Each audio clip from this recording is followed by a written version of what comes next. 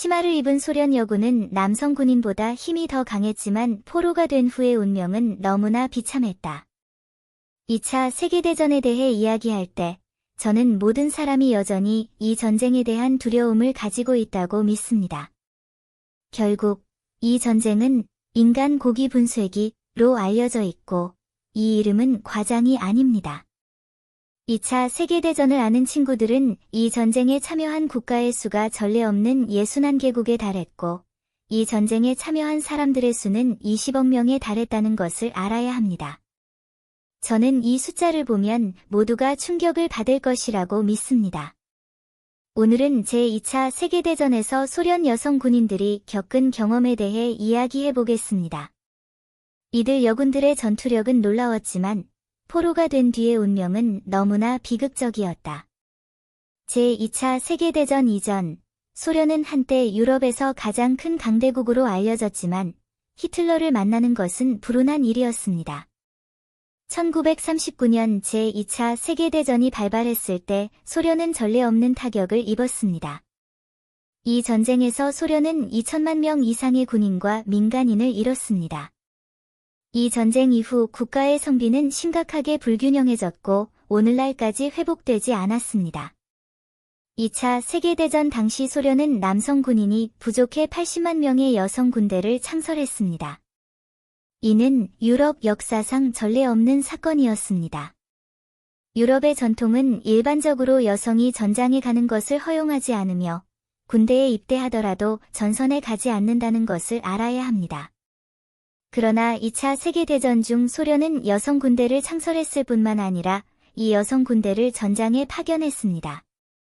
제2차 세계대전 당시 소련 여성 군인에 대해 알고 있는 친구라면 소련 여성 군인들이 전쟁에서 매우 용감했으며 일부 여성 군인의 전투 능력은 남성 군인을 능가하기도 했다는 사실을 알고 있을 것입니다.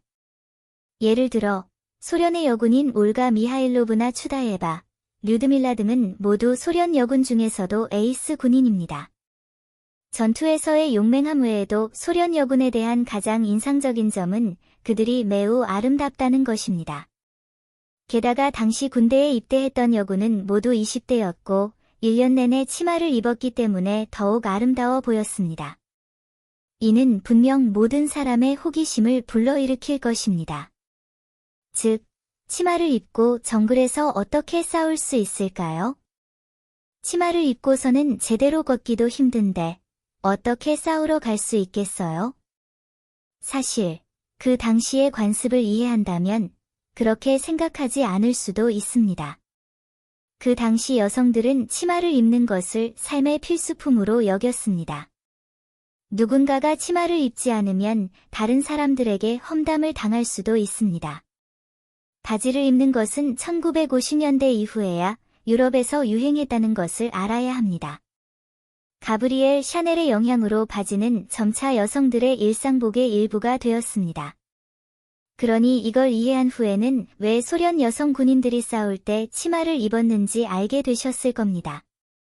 소련 여성 군인들이 전쟁 중에 치마를 입었던 이유에 대해 이야기한 후 전쟁에서 포로로 잡힌 소련 여성 군인들의 운명에 대해 논의해 보겠습니다. 많은 여성 군인들은 포로가 된 후에 남성 전쟁 포로들보다 훨씬 더 비참한 운명을 겪었습니다. 역사 기록에 따르면 많은 소련 여성 군인들이 독일군의 성적 만족을 위한 도구가 되었습니다. 그들은 약탈당한 후 고문을 받아 죽었습니다.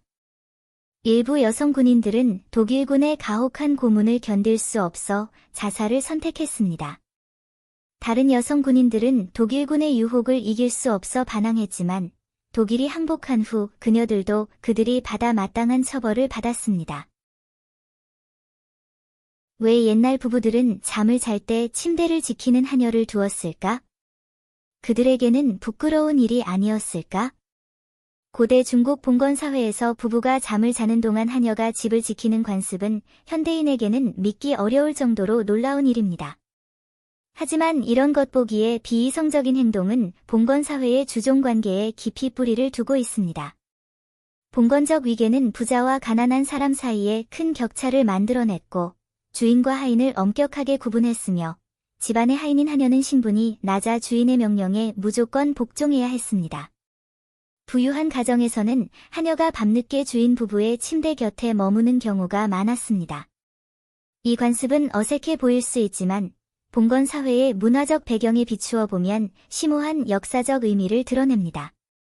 봉건 사회의 엄격한 주종관계. 고대 중국 봉건 사회에서는 사회적 위계가 뚜렷했고 부자와 가난한 사람 사이에 뚜렷한 격차가 있었습니다. 이러한 위계는 사람들의 사회적 지위, 권리, 책임에 큰 영향을 미칩니다.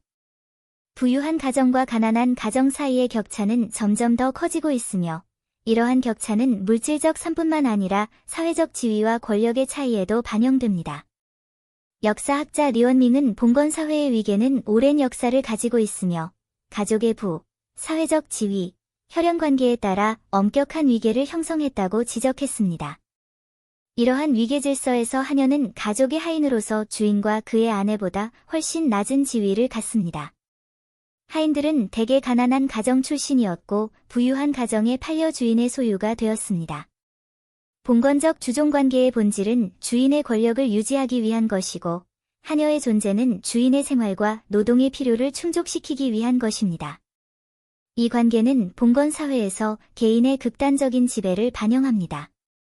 하녀는 일상적인 집안일이든 심야 근무이든 모든 행동에서 주인의 명령에 복종해야 합니다. 봉건 사회의 위계 제도는 부유층과 귀족층 사이의 깊은 격차를 만들어냈으며 하인으로서의 하녀의 존재는 이 제도 속에서 부유층과 가난한 계층 사이의 대조를 축소해 보여주는 것이었습니다. 그들은 주인과 종의 관계 속에서 지배받는 자의 역할을 하며 주인의 명령에 복종하고 봉건 제도의 깊이 제한을 받습니다. 하녀의 야간 근무의 역사적 기원과 문화적 중요성. 하녀가 밤에 경비를 서는 관습은 고대 중국 봉건 가문의 특별한 생활 요구와 주종 관계에서 유래되었습니다. 봉건 사회에서는 가족 생활이 자연환경과 사회제도에 의해 제한을 받았고 가족의 관심은 밤의 안전과 편안함에 집중되었습니다. 역사학자 왕샤오밍은 고대 가족에는 조명, 통신 도구와 같은 현대적인 편의 시설이 부족했으며 하녀의 존재로 인해 주인은 더 많은 편의와 안전을 누릴 수 있었다고 지적했습니다. 야간 경비를 맡은 하녀의 임무는 주로 밤에 주인의 안전과 편안함을 보장하는 것입니다. 현대의학 및 통신 도구가 없는 시대에 야간 응급 상황은 갑작스러운 질병이나 사고와 같은 가족에게 심각한 위험을 초래할 수 있습니다. 그러므로 하인은 주인의 모든 요구에 부응하고 주인의 안전과 편안함을 보장하기 위해 항상 대기해야 합니다. 이런 행동은 주인과 하인 사이의 신뢰와 의존을 반영할 뿐만 아니라 하녀의 주인에 대한 충성심과 봉사 정신을 보여줍니다. 하녀가 밤에 지키는 관습은 고대 가족 생활의 필요와 봉건 사회의 주종 관계에서 유래되었습니다. 그 의미는 주인의 안전과 편안함을 보장하는 것이며 동시에 주인과 하인 사이의 신뢰와 충성심을 반영합니다. 이 관습은 봉건 사회에서 중요한 역할을 했고 봉건 문화의 일부가 되었으며 고대 가족 생활의 모든 면에 큰 영향을 미쳤습니다. 하녀의 정체성 변화와 사회적 지위 향상. 봉건 사회에서는 하녀의 사회적 지위가 낮았지만 이동성이 없는 것은 아니었습니다. 열심히 일하고 주인의 인정을 받은 하녀들 중에는 점차적으로 자신의 지위를 향상시킬 수 있는 기회를 얻은 사람도 있었습니다. 역사가 천명명은 일부 하녀들이 좋은 성과를 거두고 주인의 총애를 얻으면 더 많은 자유와 권력을 얻을 수 있었다고 지적했습니다. 예를 들어 주인이 그들에게 더 많은 재산이나 책임을 주면서 가족 내에서의 지위를 높일 수도 있습니다. 일부 하녀들은 점차 주인과의 관계를 향상시켜 주인의 첩이 되었는데 이는 사회적 지위를 향상시키는 방법이었습니다. 첩이 되면 그들은 더 나은 생활 조건과 더 높은 사회적 지위를 누릴 수 있었습니다. 그러나 이는 가족 내에서 어려움과 압박을 동반하기도 합니다. 역사학자 장샤오밍은 후궁이 된 여성들은 본처의 아내들로부터 질투와 배척을 받는 경우가 많았으며 이로 인해 생활 환경이 복잡해질 뿐만 아니라 신체적, 정신적 스트레스도 받을 수 있다고 지적했습니다. 그럼에도 불구하고 어떤 하녀들에게는 첩이 되는 것이 낮은 신분에서 벗어나고자 하는 욕망이었고 또한 사회적 지위를 향상시키고자 하는 방법이기도 했습니다. 하녀는 봉건 사회에서 비교적 낮은 지위를 가지고 있었지만 열심히 일하고 주인과의 관계를 맺으면 사회적 지위를 향상시킬 수 있는 기회가 있었습니다. 첩이 되는 것은 한 가지 방법이었고 가족 내의 압력과 어려움에도 불구하고 일부 하녀들에게는 여전히 자신의 운명을 개선할 기회였습니다. 반성과 현대적 관점. 봉건 사회의 주종관계는 현대사회에서 엄청난 변화를 겪었습니다. 사회의 발전과 가치관의 변화에 따라 주종관계에 대한 사람들의 이해와 태도도 변화해왔습니다. 봉건 사회에서 주종관계는 매우 엄격하고 불평등했으며 주인은 절대적인 권력을 누렸고 하인은 주인의 명령에 절대적으로 복종해야 했습니다. 그러나 현대사회에서 인권의식이 향상되고 법제도가 개선되면서 주종관계는 점차 고용관계로 진화했습니다. 종은 자신의 권리와 존엄성을 가지고 있으며 더 이상 주인의 소유물이 아닙니다. 이러한 진화는 사회의 진보와 문명의 향상을 반영합니다. 봉건 사회의 문화 관습은 현대사회에서 보면 다소 시대에 뒤떨어지고 비합리적으로 보일지 몰라도 그 속에는 풍부한 문화적 의미와 역사적 유산이 담겨 있다. 역사학자 류 샤오밍은 봉건 사회의 문화 관습은 당시 사회의 위계와 가치관을 반영한 것으로 중요한 역사 문화 유산이라고 지적했습니다. 따라서 우리는 봉건 사회의 관습을 반성하고 비판하는 동시에 그 문화적 본질을 존중하고 계승하여 인류 문명을 위해 지혜와 영감을 얻어야 합니다. 예를 들어 하녀가 밤에 경비를 서는 관습은 현대에 와서는 조금 이상하게 보일지 몰라도 그 관습이 구현하는 주인과 하인 사이의 신뢰와 충성심이라는 가치는 여전히 우리가 참고하고 존경할 만한 가치가 있습니다. 결론. 고대 봉건 사회에서 부부가 잠을 자는 동안 하녀가 집을 지키는 관습은 비합리적인 것처럼 보이지만 주종관계와 사회적 위계가 엄격하게 구분되어 있었던 역사적 기원과 문화적 의의를 가지고 있었습니다. 이 여자들은 너무 잔인해서 그중 한 명은 자신의 자식까지 죽였습니다. 엘리자베스 바토리는 헝가리의 귀족 여성이었습니다. 그녀는 역사상 매우 무자비한 살인자였습니다. 그녀의 방법은 잔인하고 심지어 악명 높았습니다. 그녀의 행위는 기네스북에 등재되었습니다. 그녀의 희생자들은 거의 대부분 젊은 여성이었고 그녀는 심지어 수백 명의 무고한 여성을 죽이기도 했습니다. 그녀에 대한 가장 무서운 점은 그녀가 이 여성들의 피에 몸을 담그는 것을 좋아한다는 것입니다. 그녀의 피투성이 모습은 사람들이 그녀가 악마라고 느끼게 합니다. 그녀가 잡힌 후 300명 이상의 증인이 증언하러 왔습니다. 그러나 당신은 그녀가 백작 부인이고 매우 부유하다는 것을 알아야 합니다. 그녀는 사형을 받지 않았을 뿐만 아니라 그녀는 남은 인생을 탑에서 보냈습니다. 그녀가 죽인 여성들에게는 안타까운 일입니다. 특히 폭력적이고 사악했던 일제 코흐는 SS 대원이었습니다. 그녀는 히틀러를 매우 존경했고 아주 어린 나이에 히틀러의 팀에서 여성 군인이 되었습니다. 그녀는 매우 열심히 일했고 나중에 강제 수용소에서 여성 관리자가 되었습니다. 그녀는 매우 아름다웠지만 동시에 매우 사악하고 폭력적이었으며 강제 수용소에서 온갖 악행을 저질렀습니다. 그녀는 매우 질투심이 많은 여자였습니다. 그녀는 강제 수용소에서 연인을 만났습니다. 그녀의 연인이 다른 여자와 관계를 맺을 때마다 그녀는 그들을 놓아주지 않았습니다. 그녀는 그들을 심하게 고문했을 뿐만 아니라 심지어 죽이기도 했습니다. 그녀는 주로 여성, 특히 아름다운 여성을 표적으로 삼았습니다. 그녀는 때때로 이 여성들을 여러 가지 형벌로 고문했고 심지어 아이들도 살려두지 않았습니다. 그녀가 가장 좋아하는 컬렉션은 인간, 가죽 랜턴입니다. 그녀는 몇몇 사람을 골라 랜턴과 다른 아이템을 만들고 그들을 집으로 데려가서 수집합니다.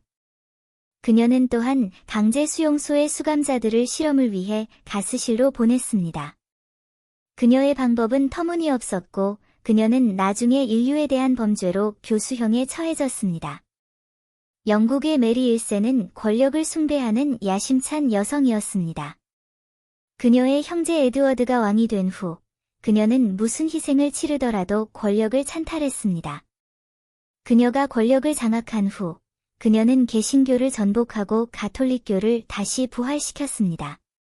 그녀의 방법은 극도로 잔인하고 무자비했습니다. 그녀는 280명의 이교도를 산채로 불태웠고 그래서 사람들은 그녀를 블러디 메리라고 불렀습니다. 하지만 그녀는 42세의 나이의 병으로 인해 목숨을 잃었고 그녀의 미친 삶은 끝났습니다. 1년 만에 근거리에서 7명을 사살하여 유명해진 에일린 워노스. 그녀는 체포된 후 자기 방어를 위해 행동했다고 설명했고 심지어 인간 생명을 미워하며 다시 기회가 주어진다면 똑같은 행동을 할 것이라고 말했습니다. 그녀의 모든 극단적인 행동은 그녀의 정신질환으로 인한 것이었고 그녀는 나중에 주사로 사망했습니다. 벨군네스는 혼자서 40명 이상을 죽인 노르웨이인이었습니다. 그녀는 자신의 범죄에 대한 증거를 숨기기 위해 자신의 죽음을 위조하기도 했습니다. 경찰은 정보를 접수한 후 그녀의 집에서 머리가 없는 여성의 시신과 그녀의 세 자녀, 그리고 다른 희생자의 시신을 발견했습니다.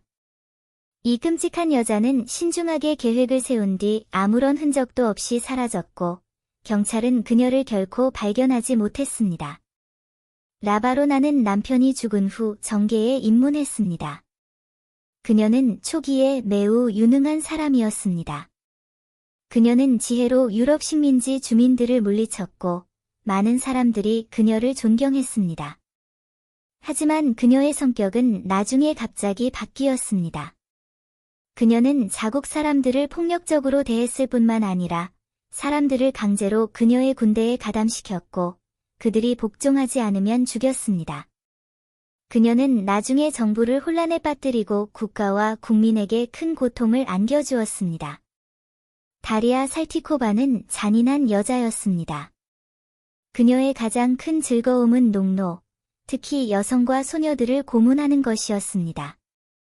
그녀는 심지어 그들을 잔인하게 고문했습니다. 그녀는 수백 명의 가난한 사람들의 목숨을 앗아갔습니다. 그녀는 매우 잔인한 여자였습니다. 나중에 그녀는 잡혀서 유죄 판결을 받았습니다. 그녀는 공공장소에 갇혔고 많은 사람들이 그녀를 모욕하고 보복했습니다. 그녀는 결국 어두운 지하실에서 여생을 보냈습니다. 중국 역사상 유일한 여황제인 무측천은 강력한 능력과 지혜를 지녔지만 그녀가 황제가 되기까지의 과정에서 많은 사람들의 목숨이 희생되었습니다. 강한 여성으로서 그녀는 극도로 잔인하고 무자비합니다. 그녀는 심지어 목표를 달성하기 위해 유아 딸을 죽였습니다. 동시에 그녀는 또한 이씨 가문의 여러 후손을 죽였습니다. 그녀의 길을 가로막는 사람은 주저없이 제거될 것입니다. 19세기 연쇄 살인범인 메리 앤 코트는 블랙 위도우로 알려졌습니다. 그녀는 평생 13명의 아이를 낳았고 그중 2명만 살아남았고 나머지는 그녀에게 살해당했기 때문에 매우 끔찍한 아내이자 어머니였습니다. 그녀는 평생 4명의 남편을 두었지만 그중 3명은 그녀에게 살해당했습니다. 나중에 그녀의 의붓아들이 예상치 못하게 죽자 그녀의 모든 범죄가 폭로되었고 그는 결국 교수형을 선고받고 목숨으로 대가를 치렀습니다. 세상에서 가장 위대한 사람은 어머니라고 말하는 사람들이 있지만 그녀가 자신의 자식에게 해를 끼쳤다는 것은 정말 끔찍한 일입니다. 저는 6일 동안 북한을 여행했고 9,888위안을 썼습니다. 경험은 북한에 갔다는 게 믿기지 않았습니다. 놀라운 여행 경험. 여행을 떠날 때 많은 사람은 파리, 뉴욕, 도쿄와 같은 국제적인 대도시를 방문하는 것을 꿈꿉니다. 하지만 저는 예상하지 못했던 곳, 북한을 선택했습니다. 네, 맞습니다. 북한으로 가는 5일간의 여행 비용은 8,888위안이었습니다. 이 경험은 저에게 눈을 뜨게 하는 것이 무엇인지 진정으로 깨닫게 했고, 또한 제가 평행세계로 여행한 것이 아닐까 생각하게 만들었습니다. 호기심에 의한 결정. 제가 보기에 북한은 언제나 신비롭고 폐쇄적인 국가였습니다. 처음에는 북한에 가고 싶지 않았는데 친구가 농담조로 북한은 내가 가족 계획 용품을 가져갔지만 전혀 쓸모가 없었다 고 말할 때까지는 북한에 가고 싶지 않았습니다. 이 말을 듣고 궁금해졌습니다. 북한이 정말 내가 상상했던 것처럼 지루하고 우울할까요? 그래서 저는 이 신비로운 나라를 탐험하는 여행을 떠나기로 결심했습니다. 고립감. 상하이에서 평양까지 고려항공을 타세요. 비행기가 천천히 북한 영토로 내려가자 나는 기대감과 긴장감을 동시에 느꼈다. 엄격한 이민 절차를 거친 후 우리는 버스에 올라타 미소 띤 투어 가이드 2명이 맞이해 주었습니다. 그들의 열정에 나는 매우 정중한 기분을 느꼈지만 동시에 우리가 특이한 여정을 시작하려 한다는 것을 깨달았습니다. 비행기에서 내리자마자 휴대폰 신호가 흔적도 없이 사라졌습니다. 마치 온 세상이 고립된 것 같았습니다. 이 느낌은 새롭고 불안하다. 앞으로 며칠이 어떻게 될지는 전혀 알 수 없다. 겉보기에 행복한 평등. 북한에서는 중국과는 전혀 다른 사회적 분위기를 쉽게 볼 수 있습니다. 거리를 거닐 때든 레스토랑에서 식사를 할 때든 북한 사람들은 항상 평온하고 삶의 압박감에서 자유로워 보입니다. 이들의 주택은 국가에서 무상으로 배정해주기 때문에 주택 구입에 대한 걱정이 없고 저당이라는 개념도 존재하지 않는다. 여기에서는 모두가 비교나 경쟁의 압박 없이 더 단순하고 편안한 삶을 사는 듯합니다. 하지만 이 피상적인 행복 뒤에는 형언할 수 없는 우울증이 숨어 있습니다. 북한에서는 노동점수 제도 때문에 모든 사람이 거의 비슷한 급여를 받으며 아무리 열심히 일하더라도 얻는 게 제한적입니다. 이는 개인의 창의성을 가릴 뿐만 아니라 사람들에게 보이지 않는 제약을 느끼게 합니다. 북한의 관광 시스템은 매우 엄격해서 여기서는 독립적인 여행이 사실상 불가능합니다. 폐쇄된 이 나라에 순조롭게 입국하기 위해 저는 평판이 좋은 여행사에 미리 등록했고 그들이 비자와 모든 여행 일정을 준비해 주었습니다. 고려항공을 타고 비행할 때 승무원들은 유니폼을 입고 따뜻하고 사려 깊은 서비스를 제공했습니다. 그들의 미소는 특히 제가 한국어로 인사했을 때 집에 있는 것 같은 느낌을 주었습니다. 비행기 외에도 기차로 들어갈 수도 있습니다. 길을 따라 펼쳐지는 독특한 풍경은 마치 역사의 긴 강으로 돌아온 것 같은 느낌을 주었고 현실을 벗어나 아름다운 자연 경관을 즐겼습니다. 북한에서는 여행사가 안내하는 경로를 따라가야 합니다. 시간을 잘 지키고 팀워크를 잘 유지하는 것이 관광객의 최우선 순위입니다. 조금 더 오래 머물 기회가 있을 때마다 나는 주변을 둘러보며 주변의 모든 것을 포착하고 그림과 같은 평화로운 세상을 목격하게 됩니다. 음식과 관련해서 많은 사람들은 북한에 대한 편견을 가지고 있으며 북한 음식은 단조롭고 형편없다고 생각합니다. 사실 북한 음식은 사치스럽지는 않지만 담백하고 맛있으며 김치는 빼놓을 수 없습니다. 저녁 파티 동안 투어 가이드는 항상 우리에게 다양한 음식을 시도해보라고 열정적으로 안내해줍니다. 재밌는 건 제 손의 젓가락이 항상 그룹 멤버들의 시선 아래에 있었고 제가 이미 배가 불렀는데도 누군가가 특별히 제게 고기 몇 조각을 집어주었다는 점입니다. 이런 상호작용 중 하나에서 투어 가이드가 혼란스러워하며 왜 항상 서로에게 음식을 돌려주는 거예요? 라고 물었습니다. 저는 중국에서는 이것이 우정의 표시라고 말했습니다. 투어 가이드의 찡그린 얼굴을 바라보며 나는 마음속으로 조용히 생각했다. 문화 간 소통이 이렇게 흥미로운 줄은 몰랐구나. 이 작은 습관이 실제로는 큰 토론을 불러일으킬 수 있었고 이를 통해 저는 문화적 충돌과 이해의 기쁨을 느꼈습니다. 단순하지만 따뜻함이 가득한 북한 주민들은 마치 하나의 큰 가족과 같으며 이웃과의 관계도 매우 가깝습니다. 그들의 물질적 조건은 풍부하지 않지만 그들이 얻는 정신적 만족은 외부인들에게는 상상할 수 없을 정도입니다. 예를 들어 북한은 보편 교육 제도를 시행하고 있어 모든 어린이가 12년간 의무 교육을 받고 교과서 비용도 무료입니다. 이런 정보를 보면 외부 세계와 차단된 이런 곳에서도 여전히 삶에 많은 안정감이 있다는 사실에 한숨을 쉬지 않을 수 없습니다. 평양의 거리를 걷다 보면 자전거를 타고 출퇴근하는 사람들을 보고 거리에는 개인차가 거의 보이지 않는데 거기서 북한 주민들의 물질적 욕망에 대한 초연함과 평온함을 막연히 느꼈습니다. 그들은 단순하고 직접적인 삶을 살며 현대의 복잡한 요구에 결코 타협하지 않는 듯합니다. 가격이 당신이 상상하는 것과 전혀 다릅니다. 하지만 제가 북한에 도착해서 가장 충격을 받은 것은 그곳의 가격이었습니다. 과일 가격이 터무니없이 비싼데요. 오늘 아침 가게에서 바나나 한 상자가 400위안이라고 봤어요. 인스턴트 라면도 12위안이에요. 이런 터무니없는 가격을 보고 나는 과일과 채소 쇼핑을 포기하고 친구와 동료들에게 가능한 한 적게 돈을 쓰라고 속으로 권고했습니다. 그럼에도 불구하고 외국인인 우리는 관광객을 위해 특별히 세운 상점에서 다양한 상품을 여전히 볼 수 있지만 가격이 싸지는 않습니다.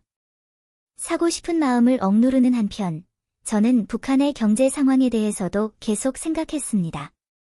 바깥의 번잡한 도시 생활과 비교했을 때 북한의 평온함과 단순함이 물질적인 것의 부족을 어느 정도 메울 수 있을까요? 북한에서는 농촌 생활이 자연의 숨결로 가득하다는 것을 느낄 수 있습니다. 시골의 노는 마치 황금빛 카페트와 같고 농부들은 마치 모든 것이 이 땅과 밀접하게 연결되어 있는 듯이 날마다 부지런히 일합니다. 오후에 햇살이 땅을 비추고 신선한 공기에는 흙의 향기가 가득 차고 나는 갑자기 어린 시절로 돌아온 것 같은 기분이 든다. 많은 장면들이 내 심장을 두근거리게 했고 나는 그 감동적인 장면들을 기록하기 위해 카메라를 꺼내지 않을 수 없었다. 이 모든 것을 통해 나는 비록 기회는 적고 인생은 힘들더라도 자연과 함께 하려는 의지가 있다면 자연의 신비와 매력을 느낄 수 있다는 것을 깨달았습니다. 북한 깊숙한 곳으로 여행을 다녀온 뒤에야 저는 제 감정이 어떤 것인지 깨달았습니다. 폐쇄된 국가인 북한은 사실 우리 모두의 마음속 일부입니다. 외부 세계와 매우 다른 나라인 북한은 한때 나를 불안하고 걱정스럽게 만들었습니다. 이제 그것은 나에게 향수와 성찰의 원천이 되었습니다. 저는 모든 사람이 자신만의 이야기를 가지고 있으며 여행에 대한 짧은 기억뿐만 아니라 끝없는 성장과 통찰력을 남길 것이라고 믿습니다. 북한 주민들의 실제 삶은 어떠한가? 이 신비한 나라를 이해하는 데 도움이 되는 10가지 사실. 북한이라는 말이 나오면 많은 사람이 뉴스 방송, 스타일의 보도를 떠올릴 것이다. 깔끔하고 질서 있는 군사 퍼레이드, 군복을 입은 근로자들, 거리에서 미소 짓고 손을 흔드는 여성 교통 경찰들. 하지만 이는 결국 피상적인 인상일 뿐이다. 북한은 외부 세계와 상대적으로 고립되어 있기 때문에 일반 주민들의 실제 생활을 이해하는 데 어려움이 있습니다. 하지만 공개적으로 공개된 사실과 관찰을 통해 우리는 이 나라의 일상생활 중 일부를 조각해 볼 수 있습니다. 북한은 실제로 어떤 곳인가요? 그들의 집은 어떻게 배정되나요?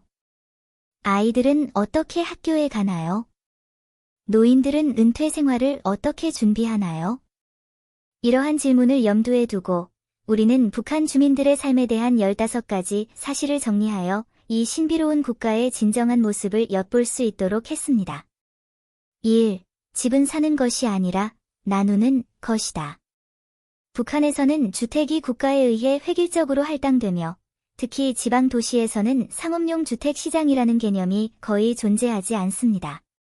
청년들이 결혼하면 국가에서는 그들의 직장 단위와 필요사항에 맞춰 주택을 배정해 주는데 주택 면적은 대체로 70평방미터 정도이다. 가족이 늘어나거나 업무 성과가 뛰어나면 더 큰 집을 신청할 수도 있습니다. 하지만 수도 평양의 주택 배정은 비교적 엄격해서 정치적으로 신뢰할 만한 엘리트 계층만이 평양에서 살 수 있다. 하지만 평양에서 일하는 일반 주민들은 주택 문제를 걱정할 필요가 없습니다.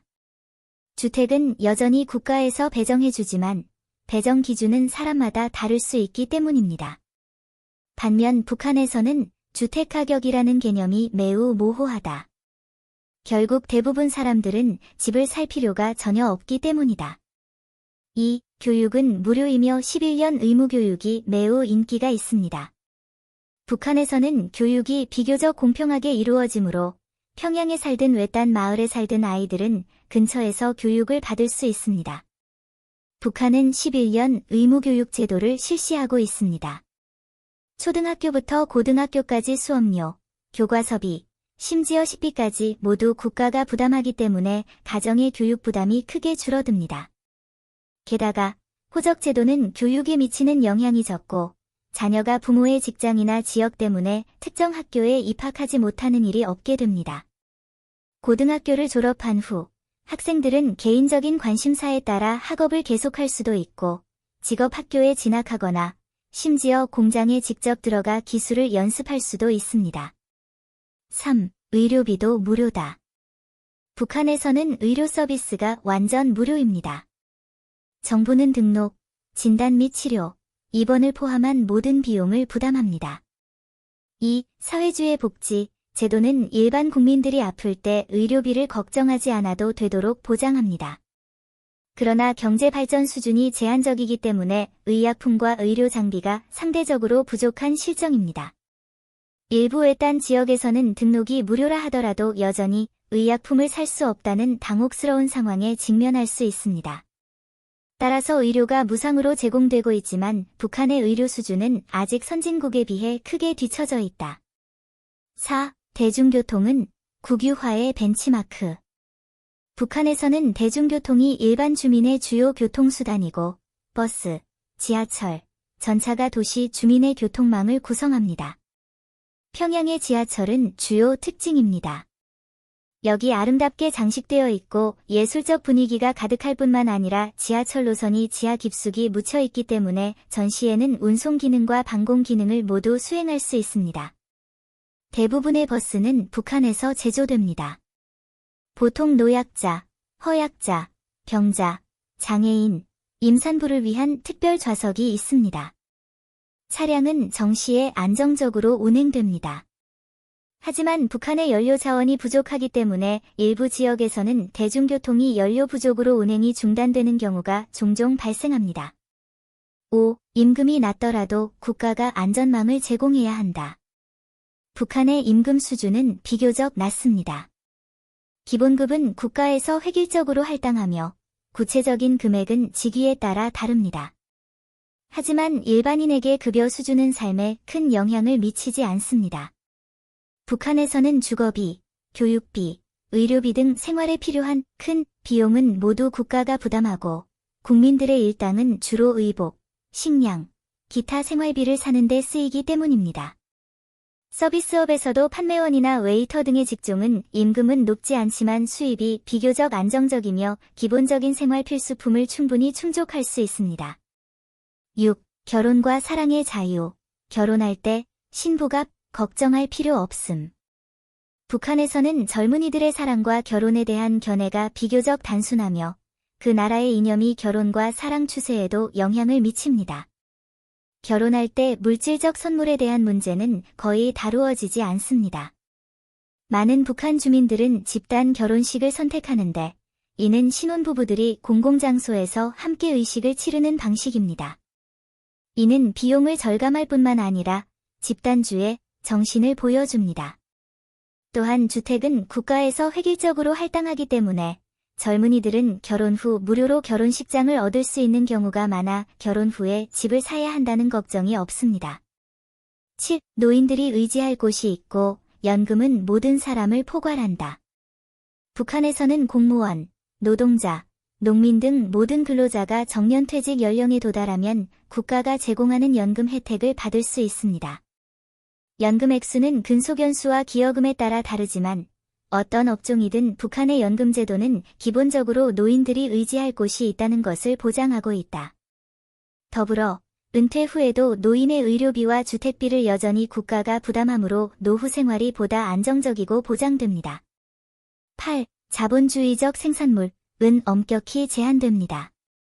북한은 계획경제를 하고 있기 때문에 자본주의적 상품의 도입에는 엄격한 제한이 있습니다. 예를 들어 코카콜라와 같은 음료는 자본주의의 상징이라는 지위 때문에 오랫동안 거부되어 왔습니다. 하지만 이것이 북한 사람들이 비슷한 음료를 전혀 마실 수 없다는 것을 의미하지는 않습니다. 그들은 콜라 공식을 기반으로 그들만의 모방 콜라를 개발했습니다. 맛은 원본만큼 좋지 않지만 기본적으로 이런 종류의 음료에 대한 사람들의 수요를 충족합니다. 휴대전화에서도 똑같은 일이 일어납니다.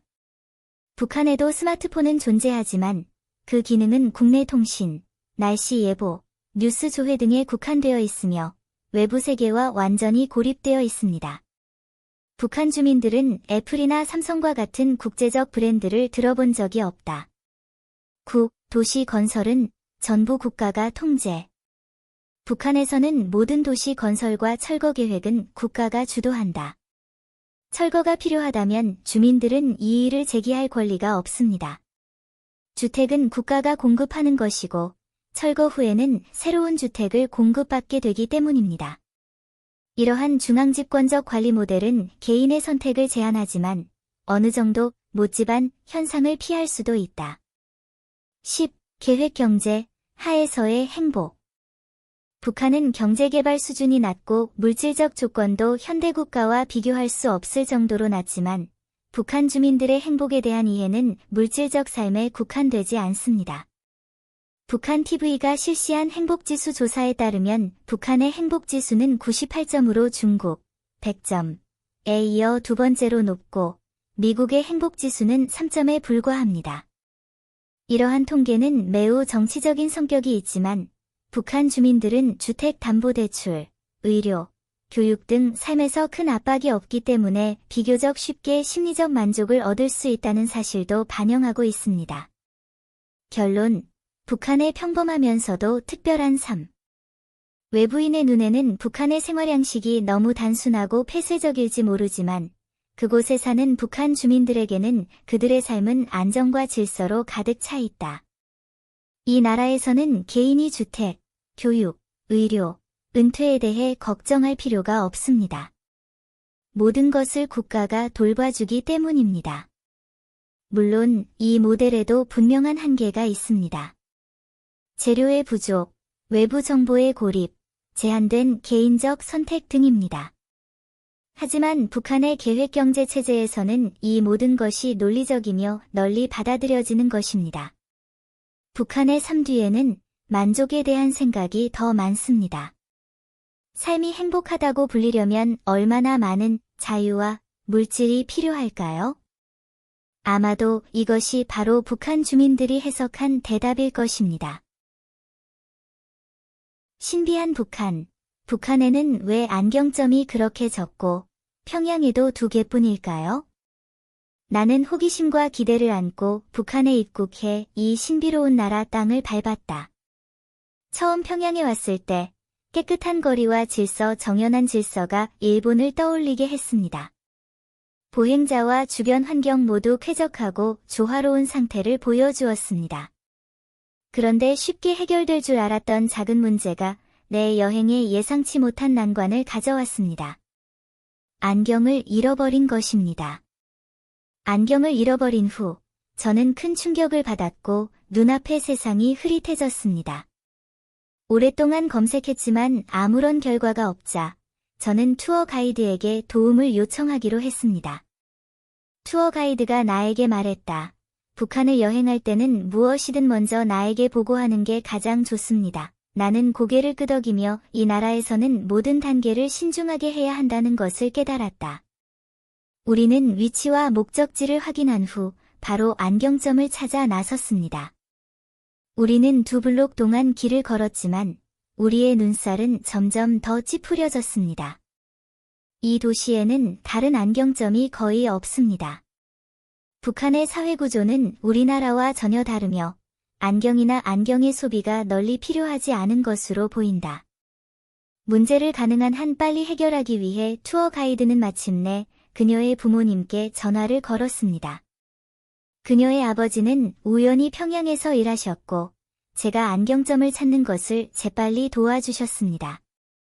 물어보니 평양에는 안경점이 2군데밖에 없다고 하더군요. 저의 다음 목적지는 그중 한 군데였습니다. 그 작은 안경점에 들어갔을 때 저는 사실 의심으로 가득 찼습니다. 이렇게 현대적이고 독특한 도시에서 안경점이 왜 이렇게 드문 걸까요? 하지만 더 자세히 알아보니 그 이유는 아주 미묘했습니다.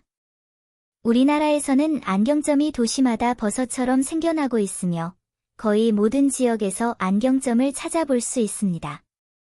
북한에서는 안경점이 국가에 의해 운영되어 독점적 시장이 형성되어 있습니다. 제 투어 가이드에 따르면 북한 주민들의 근시율은 전반적으로 매우 낮아 평양에서는 근시에 대한 수요가 많지 않다고 합니다. 그녀는 자신의 친구들 중에 안경을 쓰는 사람은 거의 없다고 말했습니다. 우리 학교와 비교해보면 여기 학생들은 전반적으로 시력이 좋고 청소년기에도 안경을 쓰는 학생은 극소수에 불과합니다.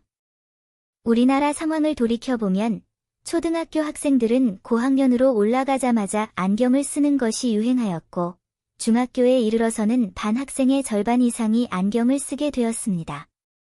이 매우 단순한 안경점에서 직원은 저를 따뜻하게 맞아주었습니다. 그녀는 내 안경 처방을 주에 깊게 확인하고 간단한 장치를 사용하여 내 시력을 측정했습니다. 기술의 단순성이 처음에는 약간 뒤떨어진 것처럼 보일 수 있지만 매장 직원에게는 이는 일상 업무의 일부입니다. 대화 중에 그녀는 이 매장에서 안경 피팅뿐만 아니라 세련된 선글라스와 선글라스도 판매한다고 말했습니다. 이는 북한에서 유행으로 여겨지는데 특히 여름에는 많은 젊은이들이 선글라스를 착용하여 자신의 스타일을 과시합니다. 패션에 대한 이야기인데 왜 북한 사람들의 근시율이 아직도 낮은지 가이드에게 물어보지 않을 수 없었습니다.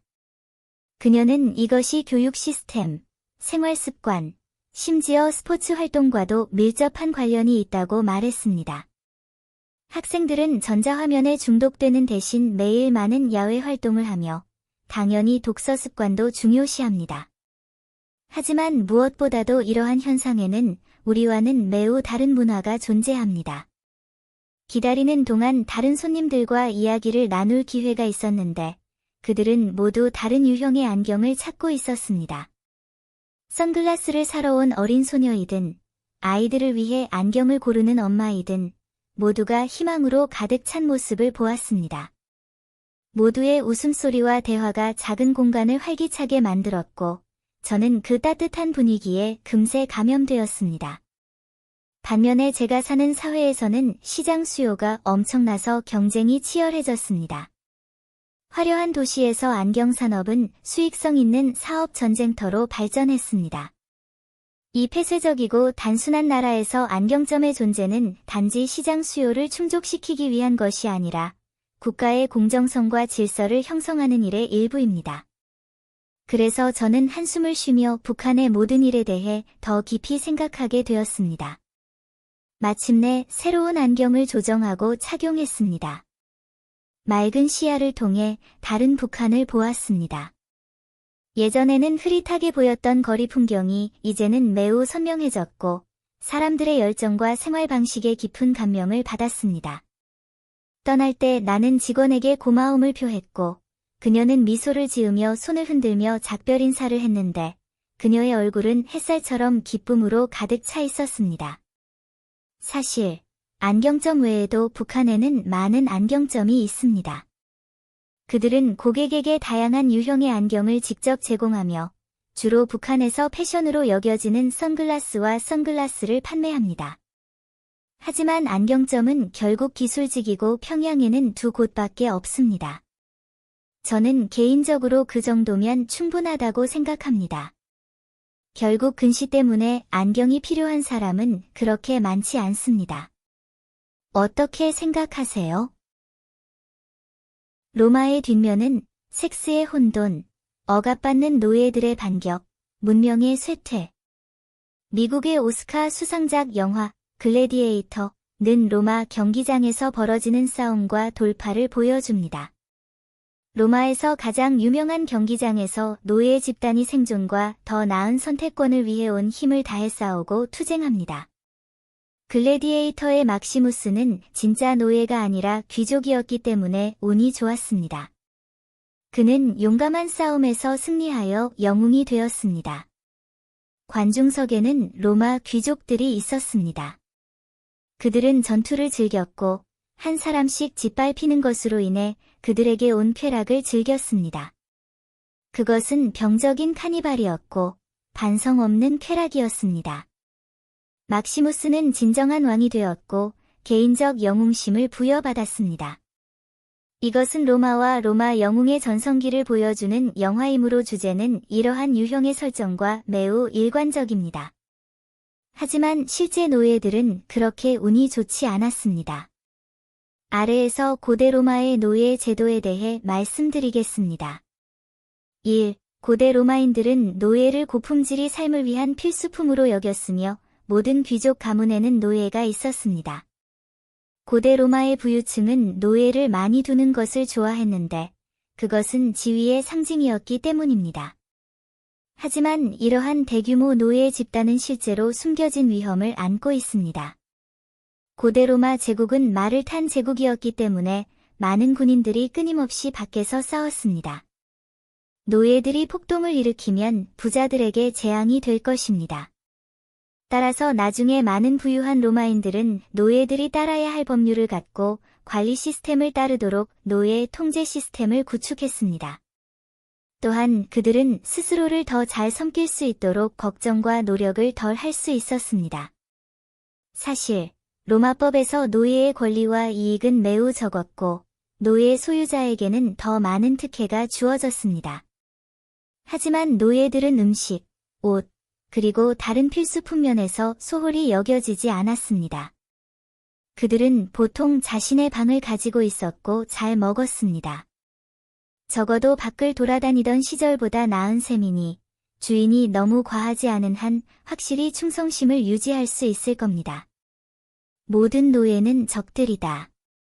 로마는 수년간 혼란에 빠져 있었기 때문에 전쟁을 통해 영토와 권력을 빼앗았습니다.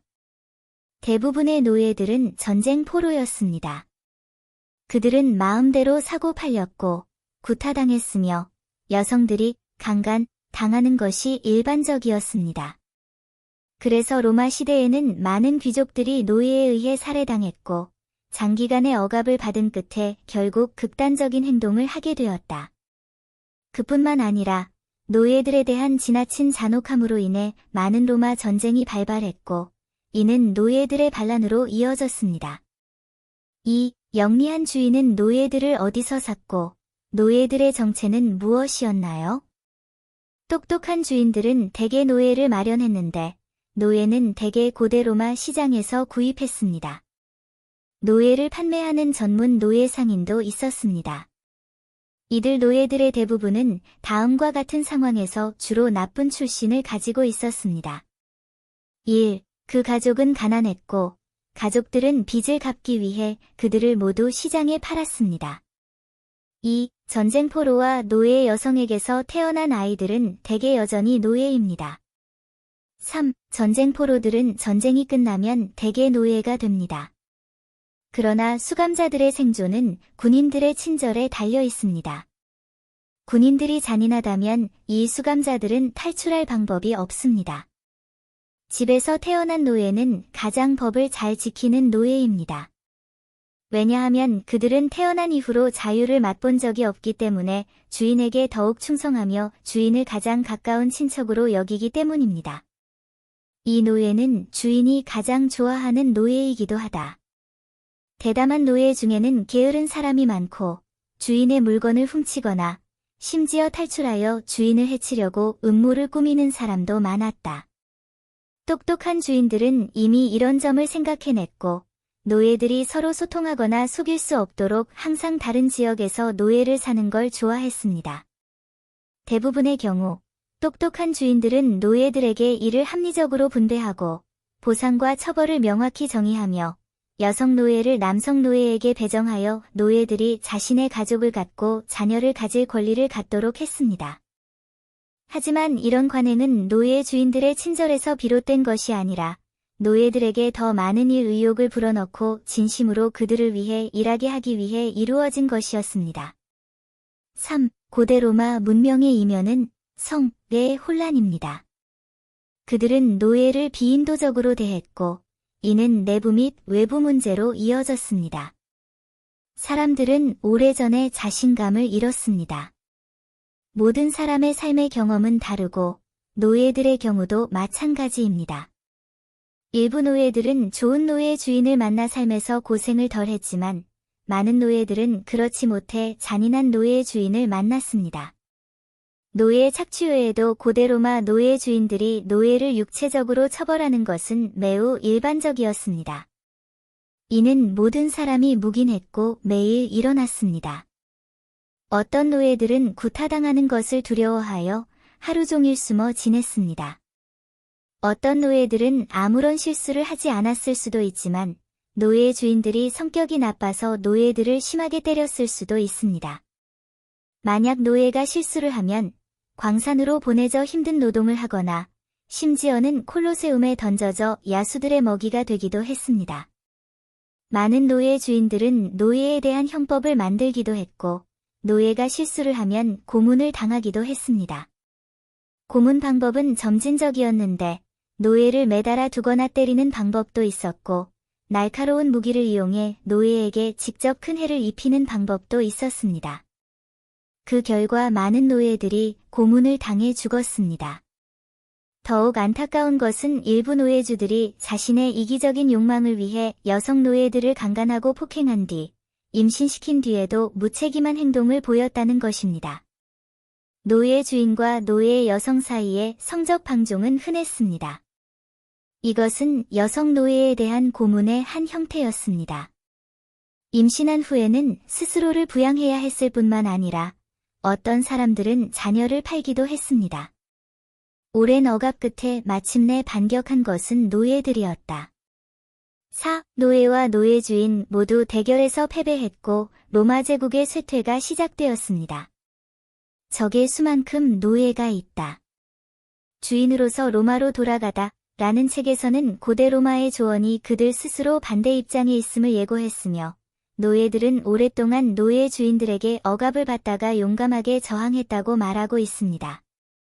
자유를 위해, 그리고 더 많은 권리를 얻기 위해 그들은 일어나 자유를 위해 싸웠습니다. 이 노예들은 스파르타쿠스만큼이나 단호하지만 이번에는 오랜 시간이 걸릴 듯합니다. 그들 사이에 대규모 싸움이 벌어진 후 당연히 많은 사상자가 발생했습니다. 마침내 평화선언으로 전쟁은 끝났습니다. 양측은 합의에 도달하여 평화롭게 살았습니다. 노예 주인들은 더 인도적이고 법을 잘 준수하게 되었고 자연스럽게 노예들은 다시 한번 노예 주인에게 생계를 의지하게 되었습니다. 노예 전쟁은 승리했지만 고대 로마는 막대한 재정적, 물질적 자원을 낭비했습니다. 고대 로마인들은 호전적인 민족이었습니다. 그들은 말을 타고 다니는 나라였고 전쟁을 통해 땅과 인력을 얻었습니다. 밖에서는 전쟁이 있었고 안에서는 투쟁이 있었습니다. 그들은 이미 내부와 외부의 어려움으로 막대한 재정적, 물질적 자원을 소모했습니다. 결국 로마 제국은 동서로 나뉘었습니다. 서로마 제국의 본부는 이탈리아 밀라노에 있었고 동로마 제국은 비잔티움에 있었습니다. 두 제국은 외부의 침략에 효과적으로 저항하는 데 실패했고 심지어 제국들 사이에 내부 갈등이 잦았습니다. 노예제도의 쇠퇴와 붕괴, 귀족들의 부패와 의무유기로 인해 사람들은 로마 제국을 심각하게 불신하게 되었습니다. 농업에 대한 국가의 관심 부족과 더불어 농업과 경제 발전 사이에 심각한 불균형이 존재하며 상황은 더욱 악화되고 있습니다. 로마 제국은 정점에 도달한 후 쇠퇴할 수밖에 없었던 다른 많은 나라들과 마찬가지였다. 번영하고 문명화된 제국은 일정 기간의 발전 후 항상 쇠퇴할 것이다. 로마 제국은 비교적 뒤떨어진 유목민들에 의해 정화되었고 결국 멸망했다.